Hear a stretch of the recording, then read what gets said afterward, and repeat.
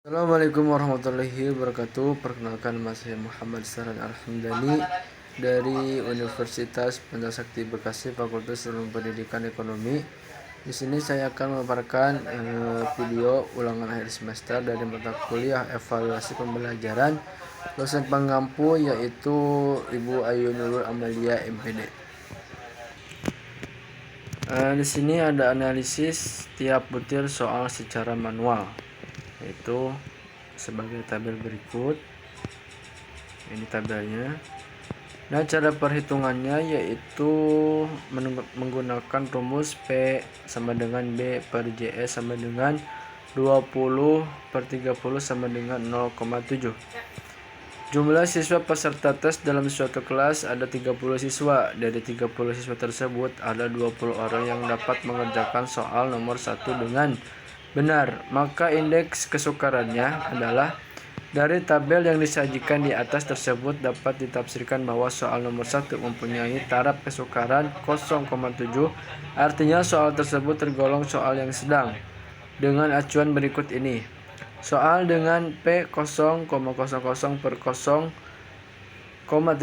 adalah soal sukar. Soal dengan P 0,31 per 0,70 adalah soal sedang. Soal dengan P 0,71 per 0,00 adalah soal yang mudah.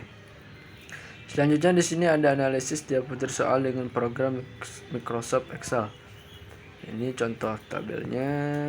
Selanjutnya dari hasil analisis soal di atas, maka distribusi ke 30 butir soal berdasarkan tingkat kesukaran dapat dikategorikan dalam tabel berikut ini. Ini tabelnya. Ini tabel distribusi butir soal berdasarkan tingkat kesukaran. Ada juga analisis daya beda soal secara manual. Selanjutnya ada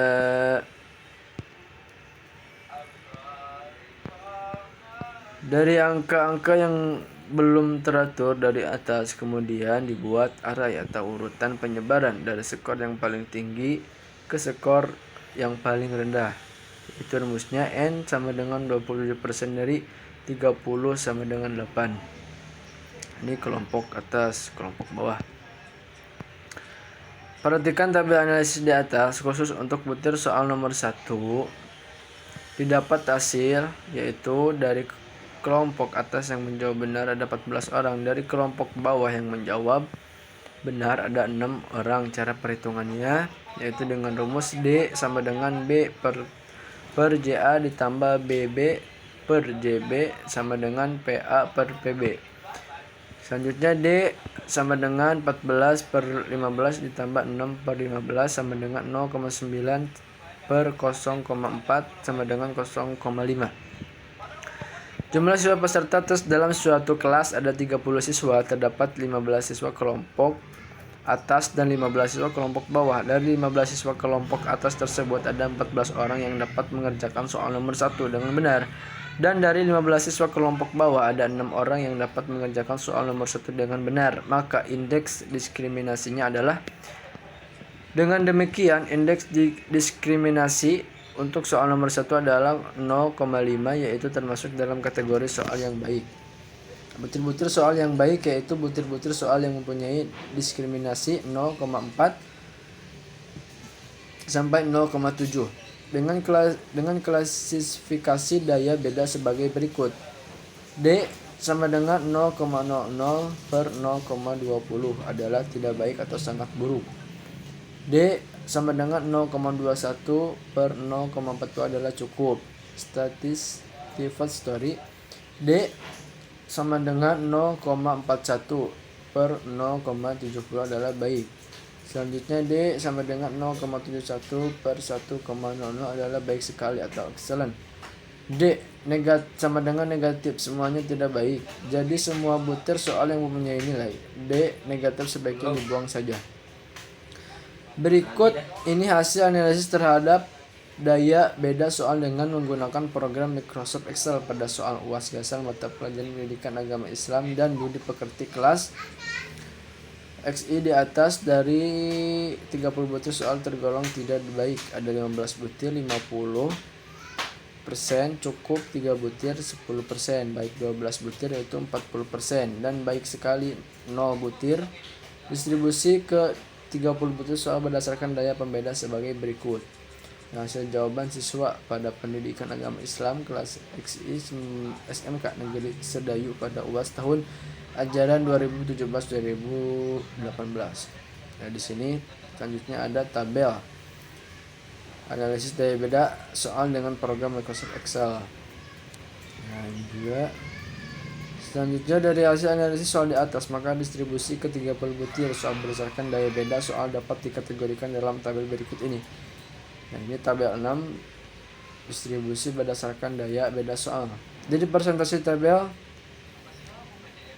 butir soal di atas dapat diketahui bahwa soal ujian akhir semester GASA mata pelajaran pendidikan agama Islam di pekerti kelas XI dilihat dari daya pembeda soal. Terdapat 17 butir soal atau 57% dengan kategori soal tidak baik, 7 butir soal atau 20% dengan kategori soal cukup, dan 6 butir soal atau 20% dengan kategori baik. Lebih lanjut, menurut pemaparan Sukiman bahwa kriteria daya beda soal dapat dikategorikan dengan persentase sebagai berikut. Nah, ini tabelnya. Berdasarkan tabel di kriteria daya beda soal di atas, dapat disimpulkan bahwa soal memiliki kualitas daya beda soal yang kurang baik. Hal ini dikarenakan kategori soal tidak baik diperoleh persentase sebanyak 57% yang seharusnya berada dalam rentang 0/25,90%. Kemudian soal kategori cukup diperoleh persentase sebanyak 23% yang seharusnya berada dalam rentang 26/50,99%, dan kategori soal baik diperoleh persentase sebanyak 20% yang seharusnya berada dalam rentang 51/75,99%. Nah, ini tabel kelompok.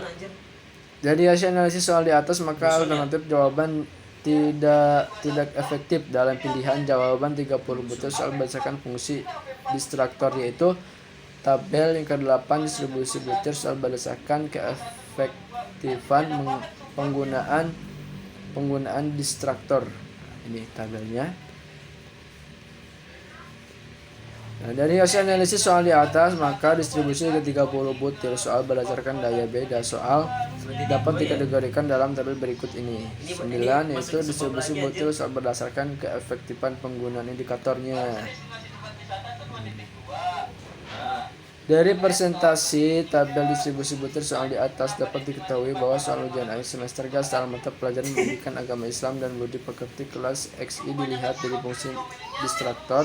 Terdapat 15 butir soal atau 50% dengan kategori soal sangat kurang, 6 butir soal atau 20% dengan kategori soal kurang baik, dan 9 butir soal atau 30% dengan kategori cukup. Lebih lanjut, menurut pemaparan Dr. Sukiman bahwa kriteria fungsi distraktor dapat dikategorikan dengan persentase sebagai berikut. Nah, ini tabelnya. Hasil wawancara peneliti dengan Sukiman pada hari Jumat tanggal 22 Desember 2017 pada pukul 16.52 WIB di ruang 113. Berdasarkan tabel kriteria fungsi distraktor di atas, dapat disimpulkan bahwa distraktor atau pengecoh soal tidak berfungsi dengan baik. Kali ini dikarenakan kategori soal sangat kurang diperoleh persentase sebanyak 50% yang seharusnya berada dalam rentang 76/100%. Kemudian soal kategori kurang diperoleh persentase sebanyak 20% yang seharusnya berada dalam rentang 51/75,99%, dan kategori soal cukup diperoleh persentase sebanyak 30% dengan rentang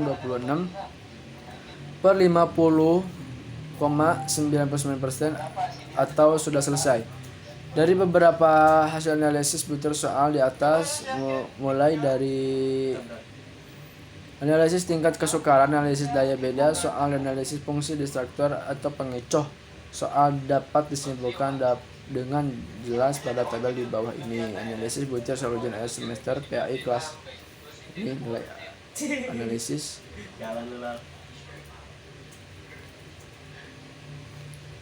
Mungkin itu saja yang dapat saya sampaikan. Kurang lebihnya mohon maaf. Wassalamualaikum warahmatullahi wabarakatuh.